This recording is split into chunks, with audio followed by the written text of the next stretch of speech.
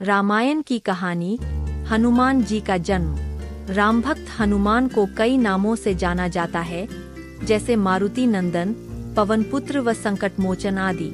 माना जाता है कि वह भगवान शिव के 11वें रुद्र अवतार थे और उनके जन्म का उल्लेख कई पौराणिक कथाओं में मिलता है।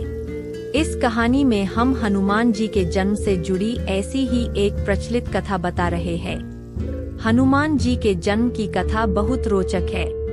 वे माता अंजनी और वानर राज केसरी के पुत्र थे। माना जाता है कि उनका जन्म कोई साधारण संयोग नहीं था, बल्कि देवतागण, नक्षत्र और सारे भगवान के आशीर्वाद से पृथ्वी से पाप का विनाश करने के लिए हुआ था। मान्यताओं के अनुसार माता अंजनी को यह वरदान मिला हुआ था कि उनका होने वाला पुत्र शिव का अंश होगा। इसके अलावा एक मान्यता यह भी है कि जब बजरंगबली का जन्म हुआ था, उसी समय रावण के घर भी एक पुत्र ने जन्म लिया था। यह संयोग दुनिया में अच्छाई और बुराई का संतुलन बनाए रखने के लिए हुआ था। बात सतयुग की है, जब माता अंजनी एक जंगल में बैठकर पुत्र प्राप्ति के लिए भगवान शिव की पूजा कर रही थी। वह हाथ जोड़कर और आंखें बंद करके आराधना में लीन थी। तभी उनकी सामने रखी कटोरी में एक फल आकर गिरा।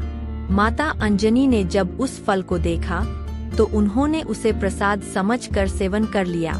दरअसल जब माता अंजनी जंगल में पूजा कर रही थी, तब वहां से दूर अयोध्या में राजा दशरथ भी पुत्र प्राप्ति के लिए शिवयज्ञ करवा रहे थे।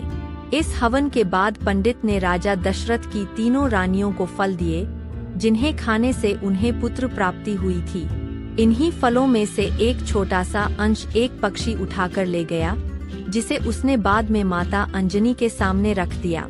इस प्रकार भगवान शिव के आशीर्वाद से हुआ था केसरी नंदन हनुमान का जन्म।